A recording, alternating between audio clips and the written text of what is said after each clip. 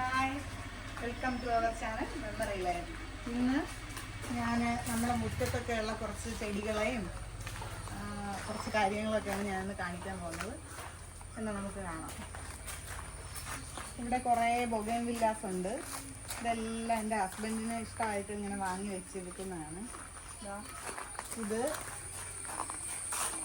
ഇതെന്തുവാണെന്ന് വെച്ചോ, ഫയർ റെഡാണിത്. അത് ഫ്ലെയിം റെഡും ഇത് ഫയർ ഒപ്പലുമാണ്.